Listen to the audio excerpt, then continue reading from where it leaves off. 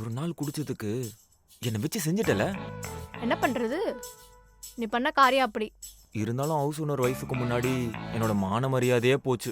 ஓ, நான் பனிஷ் பண்ணதுக்கு நீ ஃபீல் பண்ணல, அந்த ஹவுஸ் ஓனர் வைஃப் உன்னை பார்த்ததுக்கு ஃபீல் பண்ற.